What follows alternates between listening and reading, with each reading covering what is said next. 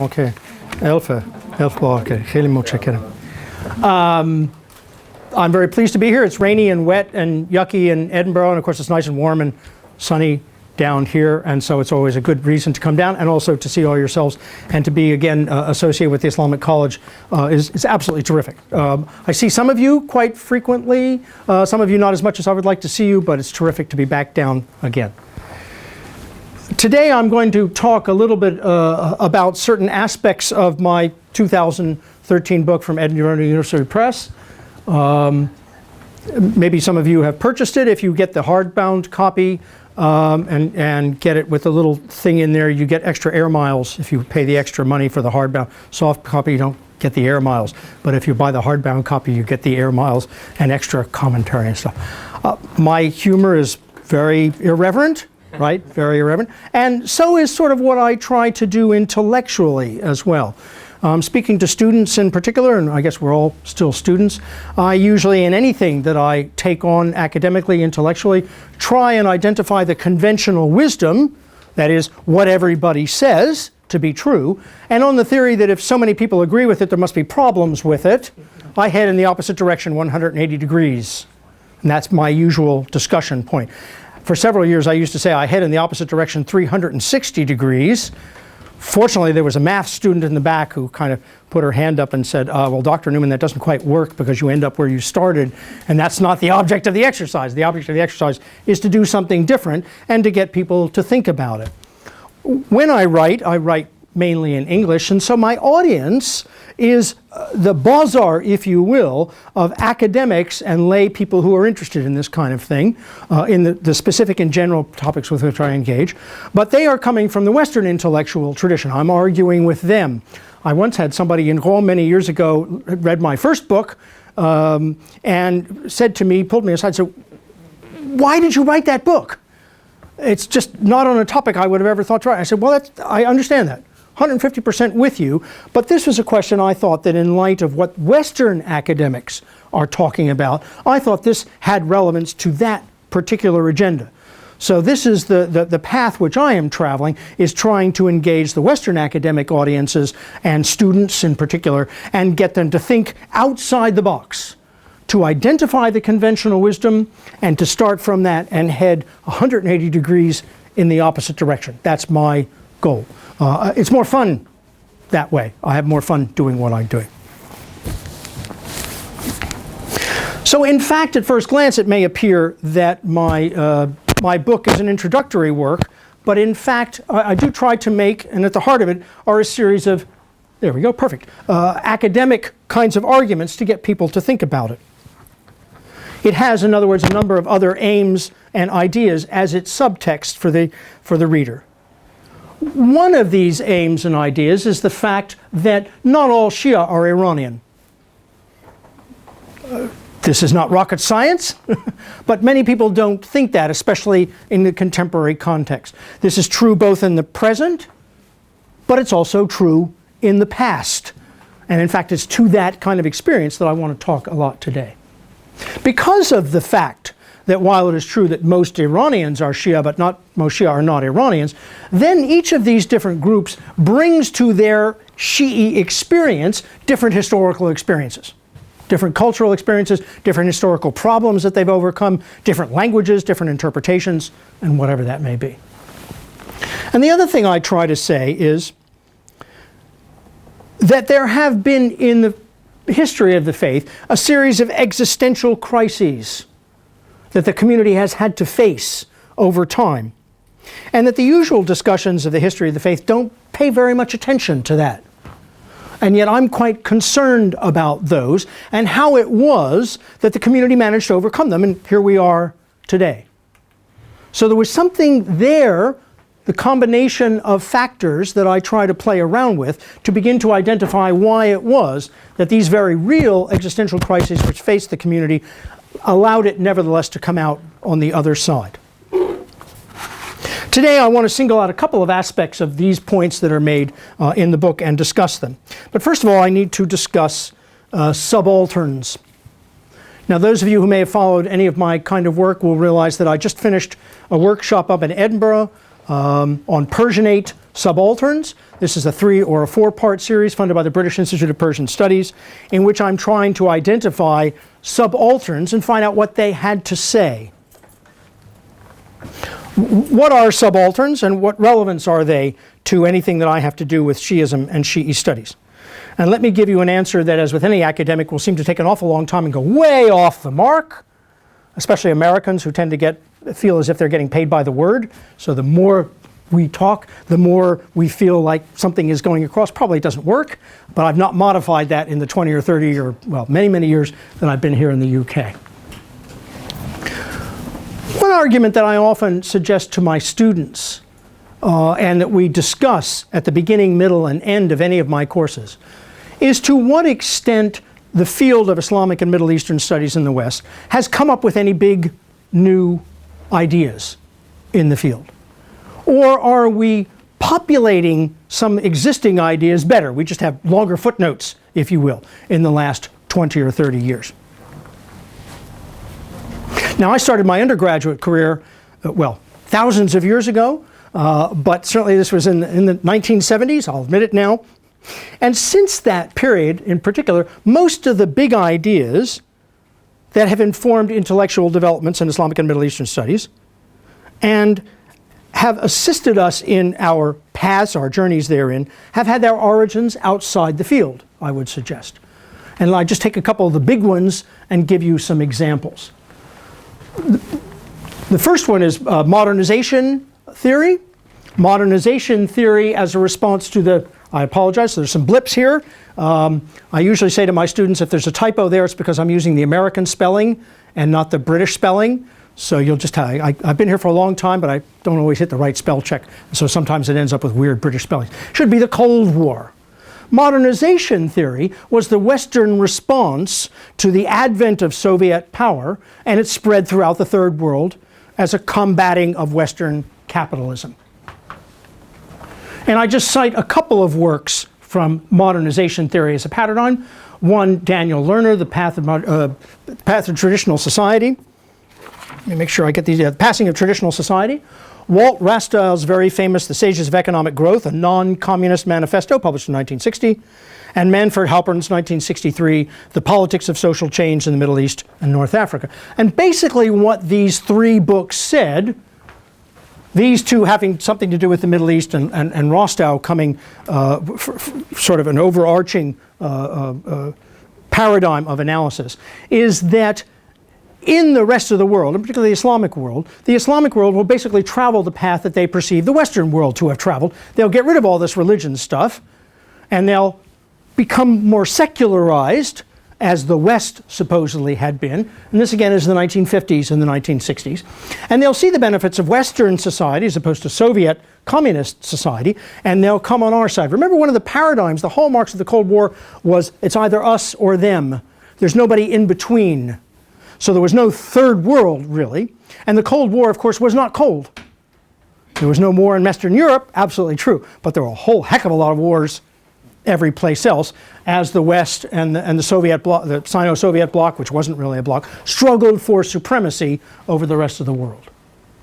Rostow styled his work a non-communist manifesto to say that if all the rest of the world undertook the same paths as Great Britain and the United States to modernization and industrialization, they would get rid of all religion and they would come and be modern as the rest of us. But again, that's coming from outside the field. It is the paradigm of analysis that really dominated studies of the Middle East in the West up until the period of the Islamic Revolution, and I would suggest really is still there. There's no Soviet Union anymore, but there is nevertheless a conflict, and nevertheless I would say that the modernization paradigm still is a very important paradigm. But again, my point here is it came from outside the field. The second one is Edward Said's Orientalism, published in 1978.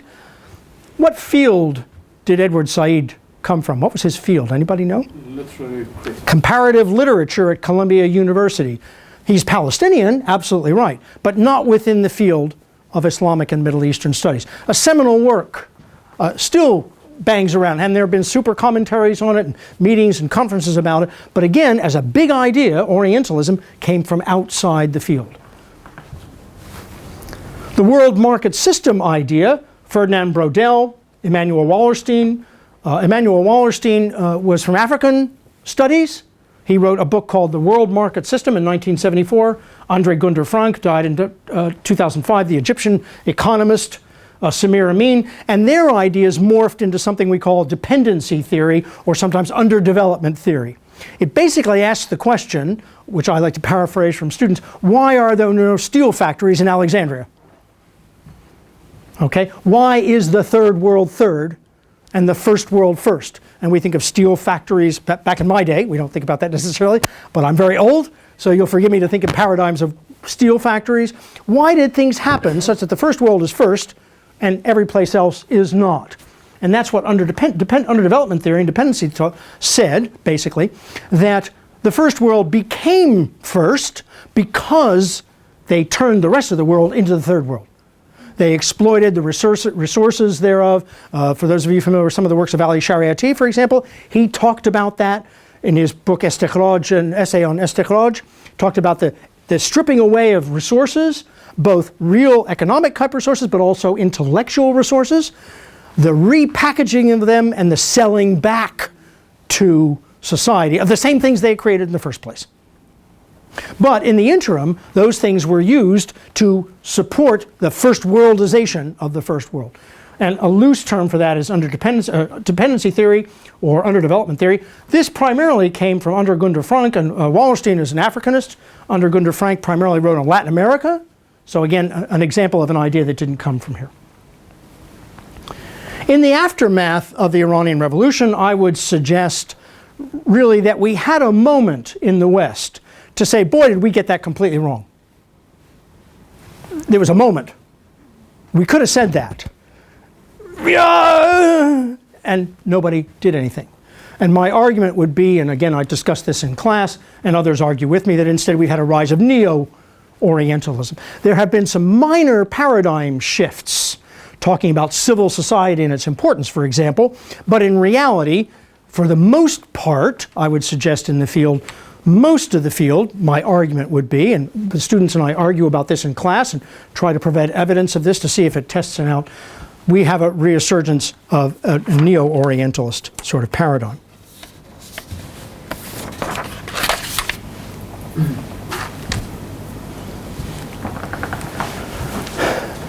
Nevertheless, in the aftermath of the 1978-79 revolution, I kind of use both years to talk about it as a process. What we have produced, not only in the field of Shi studies, but Middle Eastern studies generally, is an awful lot more material in English and other Western languages. And that's possibly, certainly tied to the fact that a lot more people have come into the field than there were in the 60s and the 70s in the run-up to the revolution. If Islam is going to disappear, there's no point in studying it. So nobody studied it, really. Or they studied it to say, but it's about to disappear. And if you look at the very few discussions of Shi ism prior to 1979-78, there's really not lots out there. If you put the English next to the French, next to the German, there's just not a lot there. The premier event, the start of Shi studies might be the 1968 symposium in Strasbourg. Have a look at the list of figures who participated in that. Very few of them actually had as their primary field of engagement anything to do with Shi studies, because there really wasn't a field at that point. There really wasn't a field. In the aftermath of 78, 79, across the world, we do now have something called Shi studies, extremely well populated. Lots of primary material has been published, both by various governments, but also by an awful lot of NGOs, and yourselves downstairs as well. Allowing me, for example, to teach a course in Shiism to students who don't have any Arabic or Persian. I can actually say, look, you don't have to believe what I have to say. Read the material yourself here. Here's a good translation of it, nice edition. Look at the stuff, and then let's talk about it as a text. It's not necessarily to restrict discussions of Shiism to students, masters, or undergraduates who have Arabic and Persian. I can broaden out and talk about an awful lot more things. But I would argue, and I've argued a little bit in the book and in other publications, and my list of publications is up there on the web page, basically that doesn't necessarily mean that the paradigm that we apply to Shiism has really changed all that much. And again, I have some examples in the book. We have huge new fields that have opened up, anthropology, for example, and lots of other different kinds of fields, all of which, thankfully, talk about Shiism as a worldwide phenomenon. Lots of different kinds of Shi'i communities all around the world. And yet, I try to argue, the paradigm with which we approach Shiism hasn't changed much. Now, that's a point for another discussion. I'm not really going to talk about that. But this is where I'm coming up with part of my paradigm here is to look at subaltern studies. Now, subaltern studies is a fancy term for let's look at non-elites. Let's look at non-elites. Subaltern studies has its origins outside the field, kind of. It's identified with Antonio Gramsci, and here in the UK, E.P. Thompson died in 1993. In the UK, it's talked about as the history from below. You're looking at non-elites, and you're putting a microphone in front of them and say, what do you think? What is your role in the making of the world around you? It does actually, formally as subaltern studies, have its origins in the subcontinent. It's a little closer to Islamic and Middle Eastern studies. And the pioneering, but the person with whom it's most identified is Goha, 1982 and forward, who wrote these two, this book, and then there's something called the Subaltern Studies Reader, came out in 2001. In our own field, we have a couple of people who deal with this, modern history mostly. And that, I think, is part of the interesting problem. Subalterns are easy to find in the present day because they're walking around you. So it's not surprising that when we talk and look about the role of subalterns in actions and events and in discourse, political, economic, and religious as well, it's pretty easy to find them, especially in 2016. It's all over YouTube. My question, however, is, if we know there are subalterns now, what about in the past? What about in the pre-modern period? One of the hallmarks of pre-modern world history is the fact that most people are illiterate. Today, high degrees of literacy. Very high degrees of literacy. Easier for subalterns to get out there and make themselves felt. They can put up a plaque. But in the pre-modern period, it's very difficult to find them, to find evidence of them, because it wasn't pre-modern subalterns who were leaving us really any primary dasta aval, first-hand kind of research. You got to go find the subalterns. And a German thinker called Walter Benjamin, died in 1940, came up with the phrase, reading against the grain. Reading against the grain. Again, I talk about this slightly more in the book, but the idea of this is to take what you have in terms of text. Remember, text can be written text, but it doesn't have to be a written text. It could be a painting, it can be a building, it can be pretty much anything. And read it in a different way. Ask of it a different question. Ask how this thing came about and what it speaks to. Don't be preoccupied with what the text's agenda is itself. Instead, formulate your own questions and see if you can knock them up against this text, whatever it is, and see if it doesn't begin to inform you something about everybody else. Again, if one definition of pre-modern society is that most people are illiterate, remember, most people, it's the majority of people.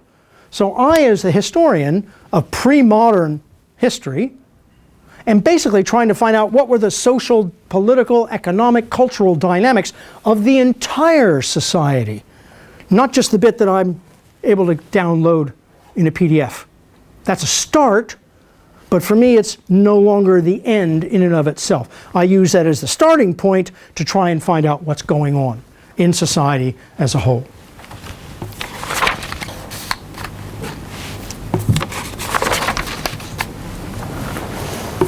Now, subaltern studies has spread, but as I say, when it finally got to our field, by the way, the subaltern studies people don't do subaltern studies anymore. They've moved on. They've come up with something different. Okay, we're now picking up subaltern studies a little bit late. Okay, here's Goha starting in 1982. It doesn't really begin to filter into Islamic and Middle Eastern studies until a little while later. An outside idea which finally makes itself present there.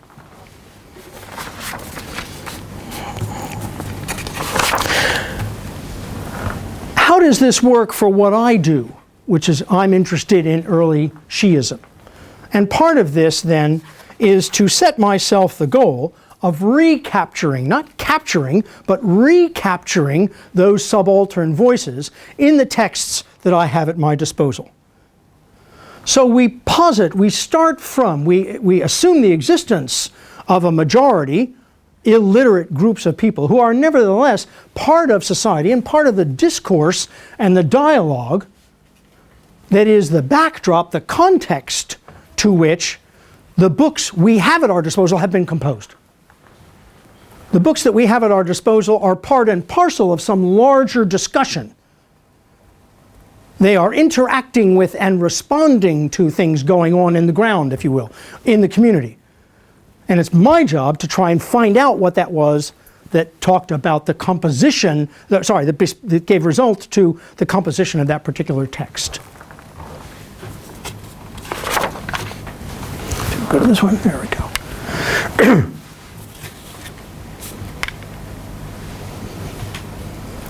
So the elites who are writing the books that we have are responding to something. They're responding to something.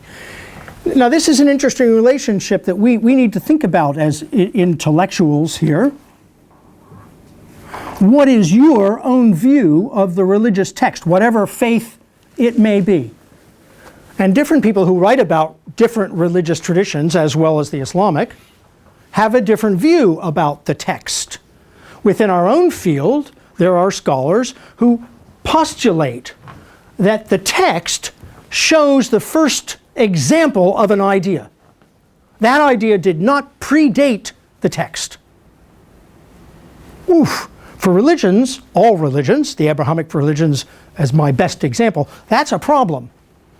Because many of the primary sources that we have weren't composed until later. Many of the primary sources we have weren't composed until later. My own idea, from those of you who are aware of my first book, is that a text reflects, it is part of, it's the result of a discussion which has been going on for an awful long time, and finally some person has picked up his pen, it's usually a him but not always, has picked up his pen, and in that larger context I'm seeking to reconstruct, has composed this piece of work that I now have. It therefore reflects or is in response to a wider series of circumstances that it's my job, I see as my role, to begin to delineate, to talk about. And so the first book looked at the different hadith collections, Al-Mahassin, Basair al-Darajat, and Al-Kafi, and said, why did those guys pick up their pens to do this? What was the agenda, if you will, that underlies this work? And that goes in my own work to a question of the authenticity of the text, and by that I mean in particular hadith, because those were hadith collections.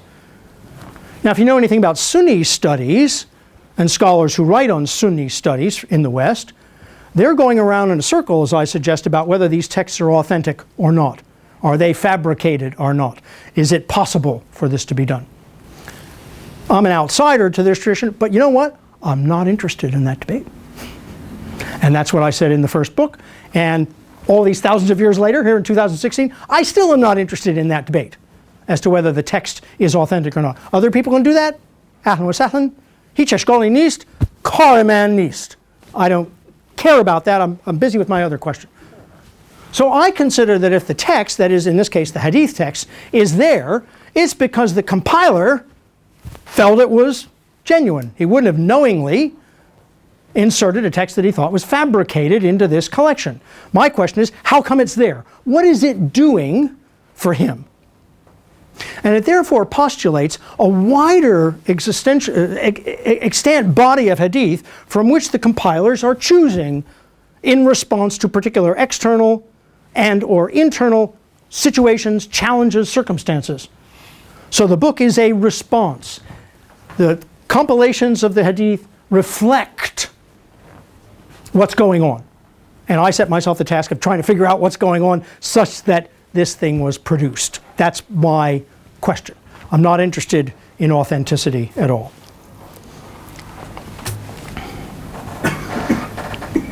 But that means that we have two sets of challenges. You have external challenges and you have internal challenges as well. Not everybody everywhere is on board with what we, looking at the text 1,000 years later, consider to be the norm. In fact, the norm was in the process of being formulated. It was being argued about. It was being debated. Because again, the text is a response to those kinds of questions that are coming up. And in an article that I published, actually, it published in 2014, but it actually submitted it a little while before, I began to unpack what this meant for Sheikh Mufid and Sharif al-Murtaza and some of their works. And that article is out there, it's been published. And the idea was to look at some of their lesser known works, in particular the Masail material, the Jawabat, Su'al al-Jawab sort of literature in Arabic. And some of this work is well published, as well as some of their other lesser known works, and see what the nature of the discourse was. And in particular, look at the questions that were coming to them and begin to figure out what that question tells me about the questioner.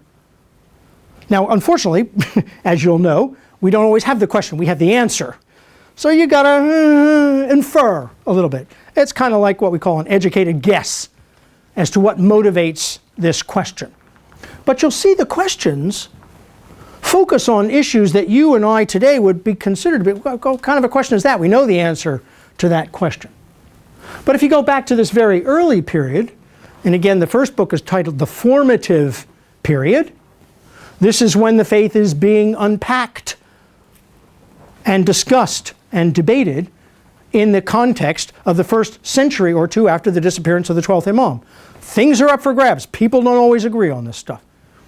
And you'll see from my discussion in the most recent book about the period of Al-Hayrav, a good translation of which I still really don't have, but people were dropping away. And the writers who were writing, responding to this, were saying this. People are dropping away.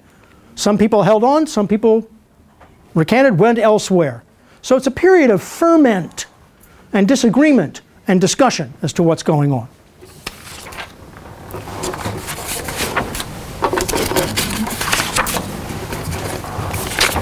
And so this essay, and some of it is discussed in the book as well, talks about these questions and other works where you can see them talking to, having interlocutors, sometimes named.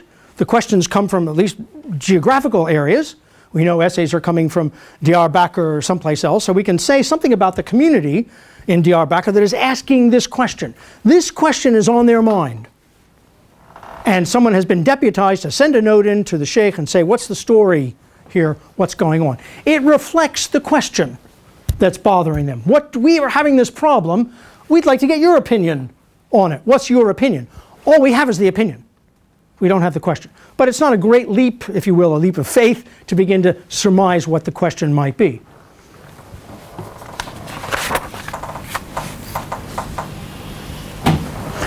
My great hero of this very early period is actually Sheikh Tusi. Sheikh Tusi is the Renaissance man before they had the term invented. Of all the scholars in this period, up to this period, he wrote in depth, deep, about the widest range of disciplines in the Shi'i religious sciences to that date. So Kulani did the Kafi and a couple of other small essays, but that was pretty much it. Whoa, Tusi. He did hadith, he did fiqh, he did usul, he did kalam, he did rajal, he did the whole thing. And yet, what I found interesting was, he did his Kitab al-Ghaiba towards the very end of his life. Towards the very end of his life.